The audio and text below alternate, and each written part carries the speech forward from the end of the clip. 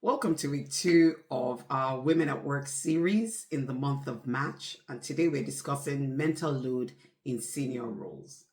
In many organizations, women are described as performing several functions.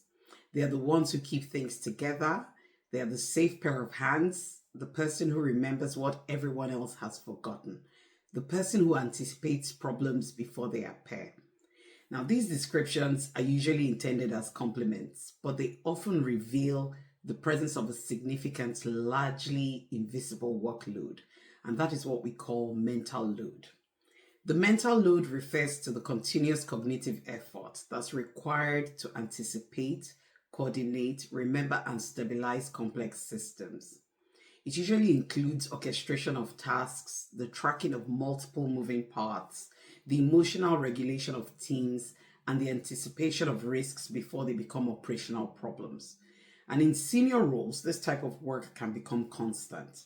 A female workplace leader may be managing strategic decisions, can be overseeing teams, navigating competing priorities, and maintaining organizational relationships all simultaneously.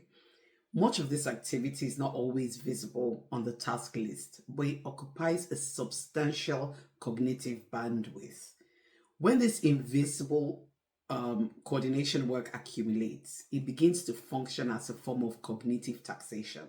Simply put, it becomes expected, and like any form of taxation, it has its limits. From an occupational health perspective, sustained cognitive overload activates the body's stress response systems. The brain interprets continuous high demand as signal for heightened alertness. Cortisol and other stress hormones remain elevated for long periods of time, and over time, this affects sleep quality, concentration, emotional regulation, and of course, recovery. In practical terms, these women may find themselves mentally on. Even outside working hours, they find themselves replaying conversations, anticipating tomorrow's problems, or mentally organizing tasks that have not yet begun. This sustained cognitive engagement gradually erodes decision bandwidth. Strategic thinking requires mental space. When cognitive capacity is consistently absorbed by coordination, monitoring, and emotional regulation, there's less space that remains for reflection, creativity, and high level judgments. For organizations that rely on their senior leaders to make complex decisions, of course, this has performance implications. The women are constantly on, so definitely their performance is going to drop.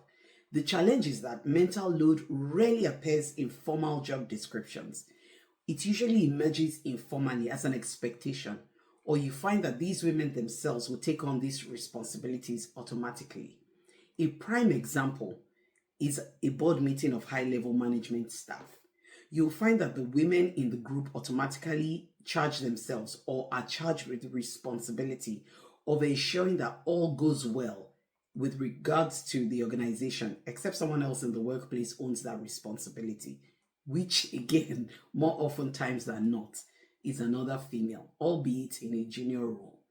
So senior women are frequently positioned as organizational stabilizers. They become the individuals who smooth interpersonal tensions, who hold institutional memory, and maintain operational continuity. They remember the details that other people tend to overlook. They keep track of deadlines, of personalities, expectations, and even consequences. Over time, these responsibilities accumulate into a parallel workload that sits alongside their formal leadership duties because this work is relational and anticipatory rather than task based. It often goes unmeasured. The organization benefits from the stability it creates, but the cognitive effort required to sustain it remains largely unrecognized. When this dynamic continues unchecked, several organizational risks begin to emerge. There is decision fatigue that becomes more common. Female leaders who are continually required to manage small but persistent coordination tasks may find that their capacity for complex strategic thinking is reduced. Their reaction time will slow down. The quality of the judgment self may fluctuate. Another risk that comes with all of this is disengagement from advancement. When the invisible demand of a role becomes too heavy, some leaders quietly choose to reduce their exposure to further responsibility.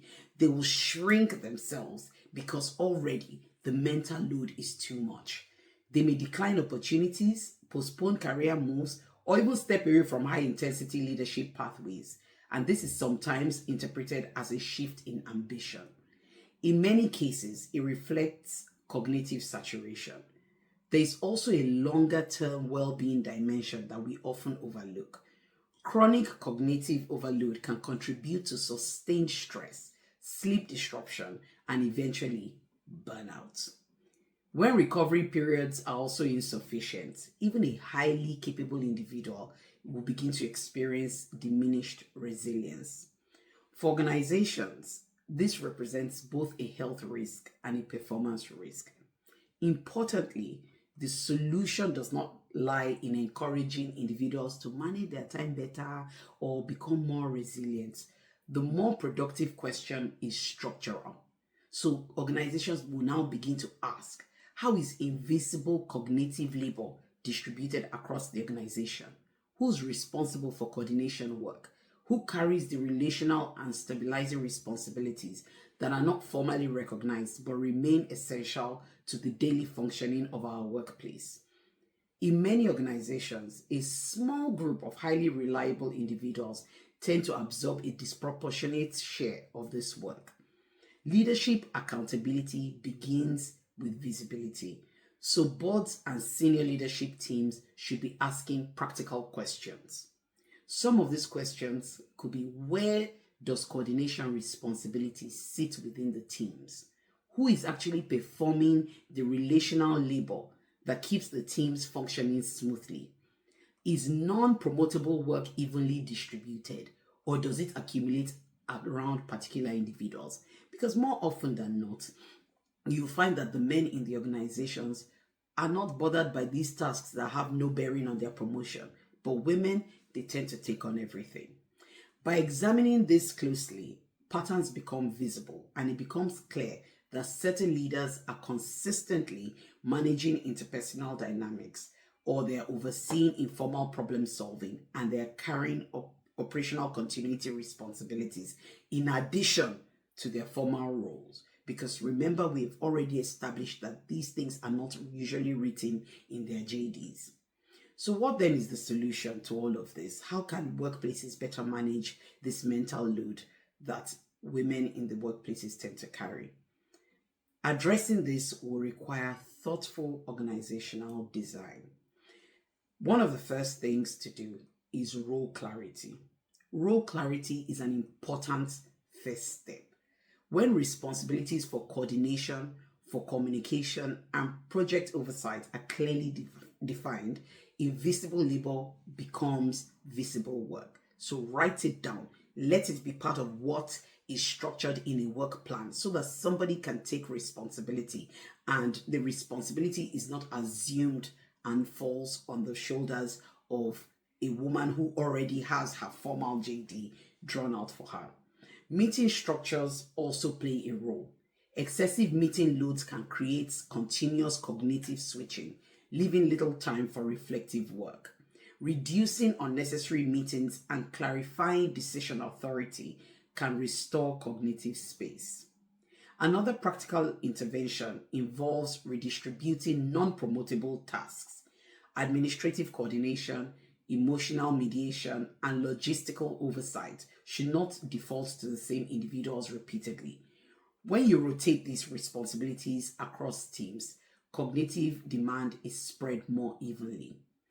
Leadership development programs can also incorporate training on cognitive sustainability, helping leaders recognize when their decision bandwidth is being eroded and how to design their work environments to protect strategic thinking time. The objective of all of this is not to eliminate coordination work. That will be counterproductive, as organizations obviously depend on it. The objective is to recognize it, measure it, and distribute it intelligently. High-performing leaders bring enormous value precisely because they anticipate problems and maintain stability. But when the system is relying too heavily on a small number of individuals to perform invisible cognitive labor, those systems eventually begin to consume the very reliability that they depend on. Organizations that design for cognitive sustainability protect both performance and well being.